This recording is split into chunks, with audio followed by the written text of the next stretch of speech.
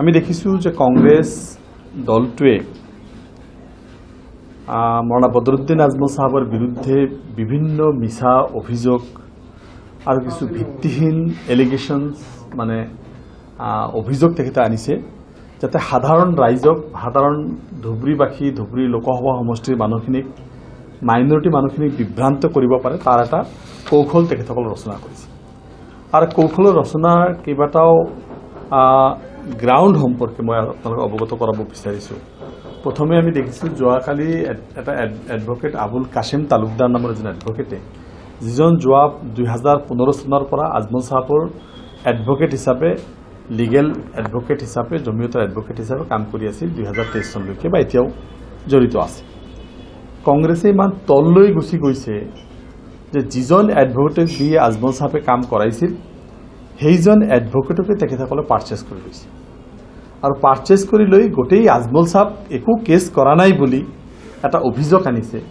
প্ৰথম কথা ইমান দিনে ৰকিবুল হুছেইন ডাঙৰীয়াই বিভিন্ন মিটিঙত কৈ ফুৰিছিল যে আজমল সাহেবে কোনো কেছেই কৰা নাই, সকলো কেছ মানে তেখেতে সুপ্ৰিম কোৰ্টত সকলো কেছ ৰকিবুল হুছেইনে কৰা বুলি অভিযোগটো বিভিন্ন মিটিঙত প্ৰচাৰ কৰিলে।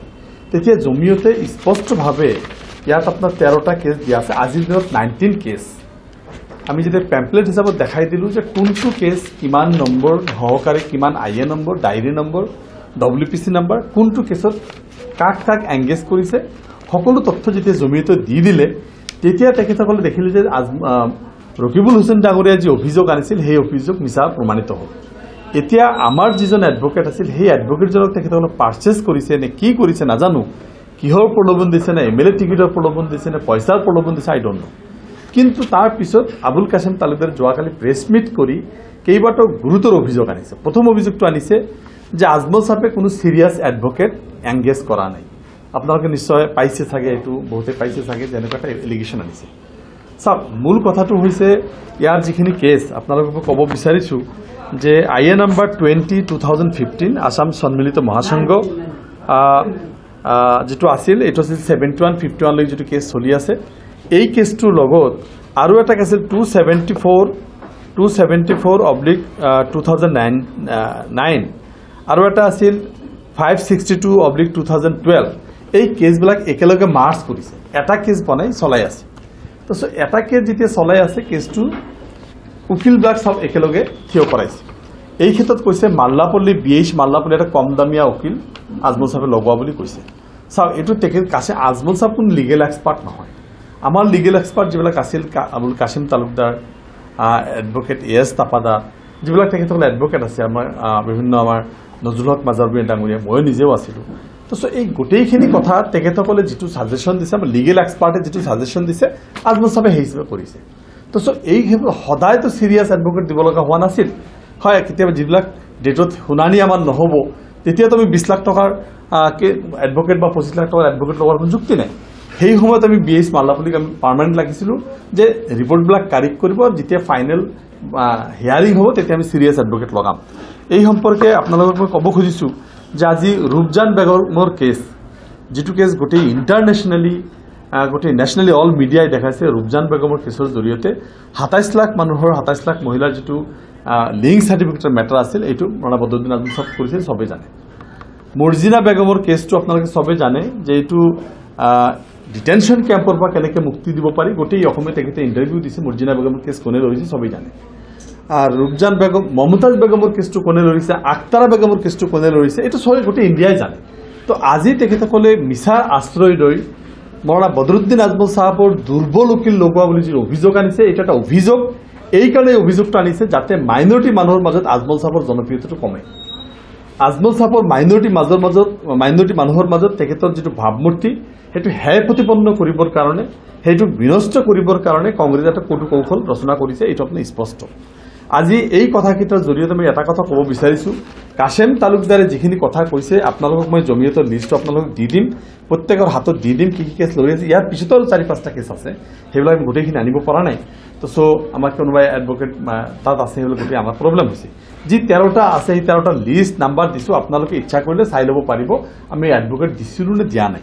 আসলে আজমল সাহেবৰ বা AIUDFৰ ভাৱমূৰ্তি নষ্ট কৰি নষ্ট কৰিবলৈ কাশেম তালুকদাৰক হাতৰা হিচাপত ইউজ কৰিছে কংগ্ৰেছে যে আজমল চাবুৰ উকিলে কি কয় শুনক আজমল চাবুৰ উকিলে যিজন দায়িত্বত আছিল নজৰুল হক মাধৱীয়া মূল মানুহ ছিনিয়ৰ এডভোকেট গুৱাহাটী হাইকোৰ্টৰ কাশেম তালুকদাৰ আছিল আবু সবুৰ তাপাদাৰ আছিল আৰু যিকেইজন উকিল আছিল গোটেইখিনিৰ মাজত এজনক তেখেতসকলে মহৰা বনাই আজমল চাবুৰ বিৰুদ্ধে শিখণ্ডি কৰিবৰ কাৰণে তেখেতৰ বিৰুদ্ধে এটা মানে ভুৱা আৰু মিছা প্ৰচাৰ কৰিছে যাতে তেখেতৰ মান সন্মানৰ ক্ষতি হয় ভোট ৰাইজ বিভ্ৰান্ত হয় আৰু কংগ্ৰেছৰ পক্ষত ভোট দিয়ে মই ক'ব বিচাৰিছোঁ কংগ্ৰেছেতো কোনো কেছ কৰা নাই আজমল চাবুৰ জমিয়তৰ প্ৰেচিডেণ্ট আছে সকলো CL number CLP number diary number WPC number কিমান নাম্বাৰ IA নাম্বাৰ যিখিনি নাম্বাৰ দিয়া হৈছে গোটেইখিনি আপোনালোকক দিম সেইখিনি আপোনালোকে পাই যাব দ্বিতীয় কথাটো হৈছে যে এইটোৰ জৰিয়তে মানে 48 লাখ মহিলাৰ ক্ষেত্ৰত তেখেতসকলৰ কংগ্ৰেছৰ কোনো কেছ নাই তেখেতসকলৰ কোনো ধৰণৰ মেটাৰ নাই ডিটেনশ্যন কেম্প তেখেতসকল 2008 চনত বনাইছে কেছ কিয় কৰিব লাগে কংগ্ৰেছ কেছ কিয় কৰি বনাইছেতো সিহঁতে তেতিয়া ৰেগুলেশ্যন হোম মিনিষ্টাৰ দায়িত্ব আছিল আজি আপোনালোকৰ এটা কথা মই ক'ব বিচাৰিছোঁ এইটো হ'ল আপোনাৰ ডিটেনশ্যন কেম্পৰ ক্ষেত্ৰত তেখেতসকলে NRCৰ কামটো ইমান বছৰে ক্ষমতা ৰাজ্যত কেন্দ্ৰত ক্ষমতাত থাকোঁতে NRCটো বনোৱা নাছিল NRCটো যেতিয়া বিজেপিয়ে বনাব ওলালে NRCৰ পৰা যেতিয়া 47 লাখ মহিলাৰ নাম বাদ পৰিলে তেখেতসকলে কিয় কেছ কৰিব তেখেতটো বিচাৰিছে 47 লাখ মানুহ বাদ কৰক তেখেতসকলৰ কোনো ধৰণৰ উক্তিটো আমি দেখা নাই তো এই কথাবিলাকৰ জৰিয়তে আমি স্পষ্ট কৰিব বিচাৰিছোঁ তেখেতসকলৰ কি হয় নহয় 51-71 কেছটো 51-71 কোনে বনাইছে 51-71 কেছটো ইমান পুৰণা কেছ তেখেতসকলৰ ষ্টেণ্ডটো কি তেখেতসকলে 71 নে 51টো স্পষ্ট কৰি নকয় বৰাক ভেলীত তেখেতসকলে কয় নাই এইটো মানে 51টো ঠিক আছে নামনি অসমত আহি কয় 71 ঠিক আছে তেখেতসকলৰ ডাবল চৰিত্ৰ তেখেতসকল ডাবল চৰিত্ৰ বেংগলী হিন্দু ভোট পাবৰ কাৰণে তেখেতসকলে কৈ দিয়ে যে কা ঠিক আছে উজনি অসমত কি কয় বৰাক ভেলীত তেখেতসকলৰ কা ঠিক আছে কা ভাল নামনি অসমত আমি কাক বিৰোধ কৰোঁ তেখেতসকলৰ দ্বৈত চৰিত্ৰ সেই কথাটো ওলাই পৰিছে ইয়াৰ আগতেও বিভিন্ন ইয়াৰ আগতে সংবাদ মাধ্যমৰ যোগেদি আমি এই কথাবিলাক আপোনালোকক স্পষ্ট কৰিছোঁ দ্বিতীয় কথাটো আমি ক'ব বিচাৰিছোঁ এতিয়া এটা ডাঙৰ এলিগেশ্যন আনিছে যে ৰকিবুল হুছেইন ডাঙৰীয়াই যোৱা পৰহি আমাৰ বিধানসভাৰ যিজন অধ্যক্ষ বিশ্বজিৎ দৈমাৰী তেখেতৰ হাতত এটা লেটাৰ ইছ্যু কৰিছে এগেইনষ্ট শ্বেৰমান আলী দল বিৰোধী কাম কৰা বুলি শ্বেৰমান আলীৰ বিৰুদ্ধে এটা অভিযোগ তেখেতসকলে ফাইল কৰিছে বা অভিযোগ দিছে যে তেখেতৰ বিধায়ক পদ খাৰিজ কৰিব মোৰ প্ৰশ্নটো হৈছে হোৱাই শ্বেৰমান আলী এলোন শ্বেৰমান আলী UDFৰ পক্ষত কথা কোৱাৰ কাৰণে শ্বেৰমান আলীক টাৰ্গেট কৰিছে নেকি কমলাক্ষ প্ৰকাশিত তেখেতসকলৰ ৱাৰ্কিং প্ৰেচিডেণ্ট আছিল আজিৰ দিনতো বিধায়ক আছে তেখেতে অপেনলি বিজেপিৰ কেম্পেইন হৈছে তেখেতৰ বিৰুদ্ধে কিয় এটা শব্দ কোৱা নাই তেখেতৰ বিৰুদ্ধে অভিযোগটো কিয় দিয়া হোৱা নাই কাৰণ বিজেপিক হেল্প কৰি আছে UDFক হেল্প কৰা বুলি এইটো তেখেতসকলে UDFৰ পক্ষত সঁচা কথা কৈছে কংগ্ৰেছত থাকি যি 5টা প্ৰশ্ন উত্থাপন কৰিছিল শ্বেৰমান আলীয়ে যে এই 5টা প্ৰশ্নৰ উত্তৰ কংগ্ৰেছ দিয়ক ডিটেনশ্যন কেম্পৰ হতে কি কৰিব NRC 51-70 তেখেতে কি কৰিব মাইনৰিটি মানুহৰ ৱাকফ প্ৰপাৰ্টিৰ সম্পত্তি ৰকিবুল হুছেইন নিজে ৱাকফ প্ৰপাৰ্টি দখল কৰি নগাঁৱৰ ৱাকফ প্ৰপাৰ্টি দখল কৰি খাই আছে সেইটোৰ বিৰুদ্ধে স্পষ্ট কি কৰিব ৱাকফ প্ৰপাৰ্টি সম্পৰ্কে গোটেই অসমত তেখেতৰ স্থিতি কি এনেকুৱা 5টা প্ৰশ্ন শ্বেৰমান আলী ডাঙৰীয়াই উত্থাপন কৰিছে সেই উত্থাপন কৰি তেখেতে কথাবিলাক কোৱাৰ কাৰণে UDFৰ পক্ষত কোৱা যেন অনুভৱ হয় সেইকাৰণে শ্বেৰমান আলীৰ বিৰুদ্ধে অভিযোগ দি স্পীকাৰক কমপ্লেইন দিছে তেখেতক ছাছপেণ্ড কৰিব লাগিব মূল কথা বসন্ত দাসৰ বিৰুদ্ধে কিয় কৰা নাই শশী কুমাৰ দাস তেখেতৰ অপেনলি বিজেপিৰ কেম্পেইন তেখেতৰ বিৰুদ্ধে কিয় কৰা নাই কমলাক্ষ প্ৰকাশ তেখেতৰ ৱাৰ্কিং প্ৰেচিডেণ্ট MLA হৈছে তেখেতৰ বিৰুদ্ধে কিয় কৰা নাই ৰহাৰ বিৰুদ্ধে বিজেপিক সহায় কৰিছে এইটোৰ বিৰুদ্ধে শ্বেৰমান আলী চুপ আমাৰ ৰকিবুল হুছেইন মৌন APCCয়ে কোনো ধৰণৰ ব্যৱস্থা শশী কুমাৰ দাসৰ এগেইনষ্টত নলয় কমলাক্ষ প্ৰকাশিত বিজেপিক সহায় কৰাৰ কাৰণে কমলাক্ষ প্ৰকাশিতৰ বিৰুদ্ধে কোনো ধৰণৰ ব্যৱস্থা তেখেতসকলে নলয় তাৰপিছত বসন্ত দাস তেখেতসকলৰ প্ৰাক্তন মন্ত্ৰী বৰ্তমান MLA মঙ্গলদৈ সমষ্টি MLA তেখেতে বিজেপিক সহায় কৰা বুলি তেখেতৰ বিৰুদ্ধে কোনো একশ্যন নলয় তো এই যে বিজেপিৰ লগত যে কংগ্ৰেছৰ বা ৰকিবুল হুছেইনৰ এটা আঁতাত আছে APCCৰ যে এটা সম্পৰ্ক আছে এই কথাটো স্পষ্ট এইকাৰণে হয় যে শ্বেৰমান আলীৰ বিৰুদ্ধে একশ্যন ল'বৰ কাৰণে স্পীকাৰলৈ যাব পাৰে কিন্তু কমলাক্ষ প্ৰকাশিত বসন্ত দাস শশী কুমাৰ দাস তেখেতসকলৰ বিৰুদ্ধে নলয় কিহৰ কাৰণে যে এই বিধায়কসকলে কংগ্ৰেছৰ বিধায়ক হৈ থাকি বিজেপিৰ কেম্পেইনিঙত মিটিং কৰি প্ৰকাশ্যভাৱে বিজেপিক সহায় কৰি আছে এইটো কিন্তু কংগ্ৰেছে একশ্যন লোৱাৰ হিম্মত নাই কিহৰ কাৰণে হিমন্ত বিশ্ব শৰ্মাৰ ডিক্টেশ্যন আছে হিমন্ত বিশ্ব শৰ্মা ডাঙৰীয়াই ৰকিবুল হুছেইনক এটি ইউজ কৰিছে। আপোনালোকে এটা কথা মন কৰিবলগীয়া যে আমাৰ সমষ্টিত আপোনালোকে দেখা পাইছে যে নুৰুল হুদা ডাঙৰীয়াই যথেষ্টখিনি কংগ্ৰেছৰ হৈ সচ্চাৰভাৱে কাম কৰিছে। কিহৰ কাৰণে? নুৰুল হুদা ডাঙৰীয়া আজিৰ দিনত PSC চেয়াৰমেন, এটা কেবিনেট ৰেংকৰ চেয়াৰমেন, কংগ্ৰেছৰ লিডাৰ অফ অপজিশ্যন এইটো পাব লাগে বা আপোনাৰ CLP এইটো পাব লাগে, তেখেত চিফ হুইপে পাব লাগে। এইটো আমাৰ নামনি অসমৰ ৱাজেদ আলী চৌধুৰী এইটো দায়িত্বত আছিল। ৱাজেদ আলী চৌধুৰীক কাটি তেখেতসকলে নুৰুল হুদাক দিছে, মুখ্যমন্ত্ৰী দিছে। এইটো স্পীকাৰে দিব পাৰে, স্পীকাৰৰ ক্ষমতা। স্পীকাৰে নুৰুল হুদাক কিয় দিলে? 5 বাৰৰ MLA আছিল, 7 বাৰৰ MLA আছিল, তাতে আমাৰ ভৰত নৰৰ নিচিনা মানুহ আছিল, দেৱব্ৰত শইকীয়াৰ নিচিনা মানুহ আছিল, চিনিয়ৰ লিডাৰ থাকোঁতে why it is to the Nurul Huda is a very submissive leader, কোনো ধৰণৰ এছেম্বলিত ভাল পাৰফৰ্মেঞ্চ নাই, তেখেতক PSC চেয়াৰমেনটো কি দিলে, পাব্লিক একাউণ্ট কমিটি চেয়াৰমেনটো কিয় দিলে? একমাত্ৰ এইটো কাৰণত দিছে যাতে নুৰুল হুদাই বিজেপিক হেল্প কৰে, আৰু ইয়াত ৰকিবুল হুছেইনক হেল্প কৰিলেহে বিজেপিক হেল্প কৰা হ'ব। আৰু ইয়াৰ গোটেই টাৰ্গেটটো মৌলানা বদৰুদ্দিন আজমল চাহাবক বনাই লৈছে। কাৰণটো হ'ল মৌলানা বদৰুদ্দিন আজমল চাহাব চৰ অঞ্চলৰ মানুহ, দুখীয়া মানুহ, নিষ্পেষিত মানুহৰ কাৰণে আৱাজ তোলে। মৌলানা বদৰুদ্দিন আজমল চাহাবে এই অশিক্ষিত জাতিটোক, আমাৰ যিখিনি অনুন্নত জাতি আমি আছোঁ, এইখিনিৰ কাৰণে শিক্ষা, আজি মেডিকেলৰ শিক্ষাৰ কাৰণে নীট JEEৰ পৰা আৰম্ভ কৰি আজমল ছুপাৰ 40, আজমল ফাউণ্ডেশ্যনৰ জৰিয়তে এই মানুহখিনিক সুৰক্ষা দিছে, শিক্ষাৰ ক্ষেত্ৰত আগুৱাই আনিব বিচাৰিছে। আৰু এই তেখেতৰ বিৰুদ্ধে যিমানেই ষড়যন্ত্ৰ, NRC হওক, ডিভোটাৰ হওক, ডিটেনশ্যন কেম্প হওক, যিমান ষড়যন্ত্ৰ চৰকাৰে কৰি আছে, সকলো ষড়যন্ত্ৰৰ বিফল কৰি মৌলানা বদৰুদ্দিন আজমল চাহাবে কঠোৰভাৱে এটা স্থিতি লৈছে। এই স্থিতিটোক যাতে বিনষ্ট কৰিব পাৰে, তাৰ কাৰণে তেখেতসকলে এটা কথা স্পষ্ট কৰিছে যে এই কথাখিনিৰ কাৰণে আজি মৌলানা বদৰুদ্দিন আজমল চাহাবক হেক কৰিব লাগে। এইটো এটা সপোনৰ পম খেদি এটা কিতাপত হিমন্ত বিশ্ব শৰ্মাৰ ডাঙৰীয়াই লিখা এটা কিতাপত স্পষ্টভাৱে কৈছে যে শৈক্ষিক জিহাদ এইটো বন্ধ কৰিবৰ কাৰণে আজমল ফাউণ্ডেশ্যনক হেক কৰিব লাগিব, আজমল ছুপাৰ 40ক হেক কৰিব লাগিব, আজমল চাহাবক হেক কৰিব লাগিব। Target is not Maulana Badruddin Ajmal, target is the common people of the চৰ এৰিয়া। আমাৰ এই নামনি অসমৰ সংখ্যালঘু মানুহবিলাক বা উজনি অসমৰ আমাৰ যিখিনি গোটেই অসমৰ সংখ্যালঘু মানুহবিলাকক টাৰ্গেট কৰিছে, যাতে এইখিনি মানুহ শৈক্ষিকভাৱে উন্নতি কৰিব নোৱাৰে, শক্তিশালী হ'ব নোৱাৰে। সেইকাৰণে আজমল চাহাবক টাৰ্গেট কৰিছে। আৰু এই কথাটোৰ জৰিয়তে নুৰুল হুদাকে স্পেচিয়েলি দায়িত্ব দিয়া হৈছে যাতে ৰকিবুল হুছেইনক ছাপোৰ্ট কৰি মৌলানা বদৰুদ্দিন আজমল চাহাবক হৰাই দিব পাৰে, হৰুৱাই দিব পাৰে। আৰু এইটো কথা মাননীয় মুখ্যমন্ত্ৰী ডাঙৰীয়াই স্পষ্টভাৱে জানে যে ইয়াত BJP AGP দি মৌলানা বদৰুদ্দিন আজমল চাহাবক হৰুৱাব নোৱাৰে। সেইকাৰণে তেখেতৰ অত্যন্ত ঘনিষ্ঠ বন্ধু ৰকিবুল হুছেইনৰ জৰিয়তে এই কামটো কৰিব বিচাৰে। 2018 চনত যেতিয়া তেখেতৰ বিৰুদ্ধে তদন্ত হৈছিল, ৰকিবুল হুছেইনৰ বিৰুদ্ধে তদন্তৰ বন্ধ কিয় হ'ল? PN নদীৰ 100 কোটি টকাৰ তদন্তৰ বন্ধ কিয় হ'ল? বন্ধ হৈছে একমাত্ৰ এটা কাৰণত যে তেখেতে কৈছে লাগিলে আমি কংগ্ৰেছ হেক কৰাই দিম। ৰকিবুল হুছেইনৰ লগত CMৰ যিটো কণ্টেক্ট, যে লাগিলে আমি কংগ্ৰেছ হেক কৰাই দিম, আমি UDF বদৰুদ্দিন আজমল চাহাবক হেক কৰাই দিম, ৰকিবুল হুছেইন ছেফ থাকিব লাগে।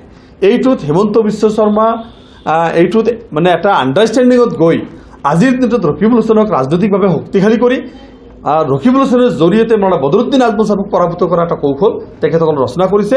আৰু তাৰ ফলস্বৰূপেই বিভিন্নভাৱে নুৰুল হুদাই আহি বিভিন্নভাৱে আলেম সমাজৰ মাজত বিভাজন কেনেকৈ সৃষ্টি কৰিব পাৰি, জমিয়তৰ মাজত কেনেকৈ বিভিন্ন কৌশল আৰম্ভ কৰিছে। আৰু এডভোকেট আবুল কাছিম তালুকদাৰৰ এইটো এটা অভিযোগ, এই অভিযোগটো 100% মিছা, অসত্য আৰু মিছাৰ ওপৰত প্ৰতিষ্ঠিত। এই প্ৰচেষ্টাটো সৰ্বসাধাৰণ ৰাজ্যে বুজি পাব, এই কথা আমি আপোনালোকৰ জৰিয়তে জনাব বিচাৰিছোঁ। তৃতীয় এটা পইণ্ট আপোনালোকক মই অনুকিব বিচাৰিছোঁ। যোৱাকালি আৰু এটা বিস্ফোৰক তেখেতসকলে দিছে যে কংগ্ৰেছৰ UDFৰ 5ৰ পৰা 9জন বিধায়কে বিসম্বাদী কৰি আছে। আৰু এই 5ৰ পৰা 9জন মানে বিধায়কে মৌলানা বদৰুদ্দিন আজমল চাহাবৰ বিসম্বাদ কৰিছে, মানে আমাৰ কৰিমগঞ্জৰ যিটো MP প্ৰাৰ্থীক লৈ বিসম্বাদ কৰিছে, আৰু কৰিমুদ্দিন বৰভূঞাৰ বিৰুদ্ধে আমি বিসম্বাদ কৰিছোঁ। এই কথাটো সম্পূৰ্ণৰূপে মিছা হয়।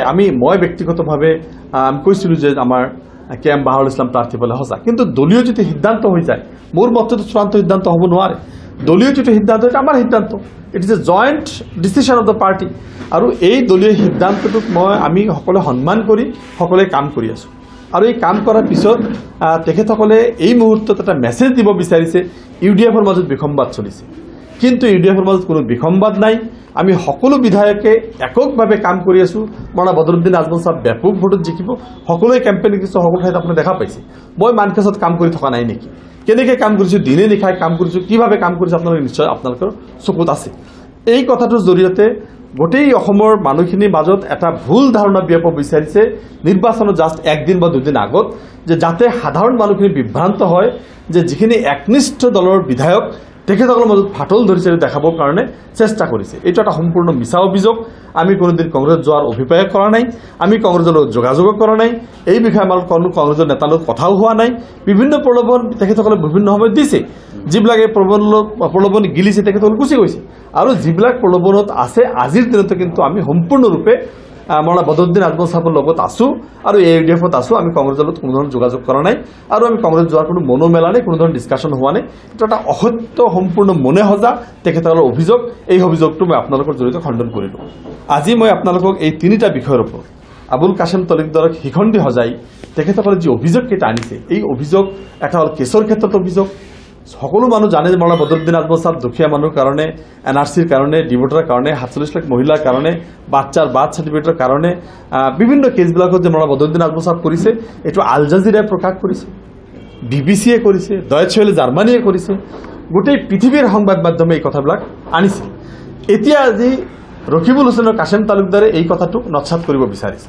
অসমৰ ৰাইজে এইটো বুজি পাব নিশ্চয়, আপোনালোকৰ জৰিয়তে মই ক'ব বিচাৰিছোঁ। দ্বিতীয় কথা হ'ল, why only Sherman is targeted? Why not Kamalakya Prakash? Why not Bhakanta Das? Why not Shashi Kumar Das and others? আৰু যিবিলাক তেখেতসকলৰ সংগী পংগী আছে, ইণ্টাৰনেলি কৰি আছে, তেখেতসকলৰ বিৰুদ্ধে কৰিছে। এইটো কিয় একপক্ষীয়ভাৱে শ্বেৰমান আলীৰ বিৰুদ্ধে হৈছে? এই মানে যে বাকীকেইটা ৰকিবুল হুছেইন বিজেপিক সহায় কৰিছে, বিজেপিৰ লগত যে কংগ্ৰেছৰ এটা সঠিক মানে লেনদেন আছে, ইণ্টাৰনেল আণ্ডাৰষ্টেণ্ডিং আছে, এই কথাটো স্পষ্ট কৰিছে। নহ'লে অকল শ্বেৰমান আলীৰ বিৰুদ্ধে কিয় দিলে, এই কথা ডাঙৰ এটা লাখ টকীয়া এটা প্ৰশ্ন আপোনালোকৰ আগত থাকে।